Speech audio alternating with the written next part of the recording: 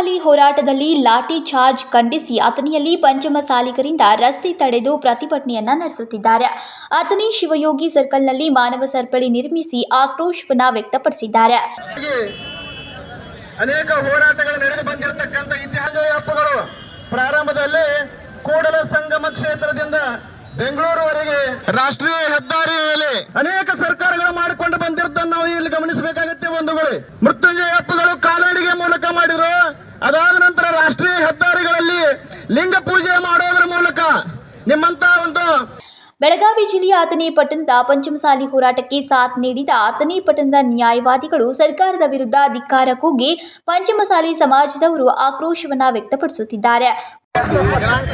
10ನೇ ತಾರೀಕು ಬೆಳಗಾವಿಯ ಸುವರ್ಣಸೌಧ ಎದುರುಗಡೆ ಪಂಚಮಸಾಲಿ ಮೀಸಲಾತಿ ಸಲುವಾಗಿ ಪೂಜ್ಯರ ಸಮ್ಮುಖತೆಯಲ್ಲಿ ಹೋರಾಟವನ್ನು ಕೈಗೊಂಡಿರ್ತಕ್ಕಂಥ ಸಂದರ್ಭದಲ್ಲಿ ಆ ಹೋರಾಟವನ್ನು ಹತ್ತಿಕ್ಕುವ ಹುನ್ನಾರದಿಂದ ಯಾವುದೇ ರೀತಿಯ ಲಾಠಿ ಪ್ರಹಾರ ಮಾಡತಕ್ಕಂಥ ಸಂದರ್ಭ ಇರದೇ ಇದ್ರೂ ಕೂಡ ಅದನ್ನು ಹುಟ್ಟು ಹಾಕಿ ಈ ಒಂದು ಹೋರಾಟವನ್ನು ಹತ್ತಿಕ್ಕತಕ್ಕಂಥ ಹುನ್ನಾರವನ್ನು ಇಟ್ಟುಕೊಂಡು ಈ ಹೋರಾಟಗಾರರ ಮೇಲೆ, ಪ್ರತಿಭಟನಾಕಾರರ ಮೇಲೆ ಲಾಠಿ ಚಾರ್ಜ್ ಮಾಡಿರ್ತಕ್ಕಂಥದ್ದನ್ನು ಅತ್ಯಂತ ತೀವ್ರವಾಗಿ ಅಥಣಿ ತಾಲೂಕಿನ ಪಂಚಮಸಾಲಿ ಸಮಾಜ ವತಿಯಿಂದ ಖಂಡಿಸಿ ಇವತ್ತಿನ ದಿವಸ ನಾವು ಇಲ್ಲಿ ಒಂದು ಈ ಹೋರಾಟವನ್ನು, ಪ್ರತಿಭಟನೆಯನ್ನು ಕೈಗೊಂಡಿದ್ದೇವೆ. ಈ ಮೂಲಕ ತಮ್ಮ ಮೂಲಕ ಒಂದು ಎಚ್ಚರಿಕೆ ರವಾನೆ ಮಾಡ್ತಾ ಇದ್ದೇವೆ.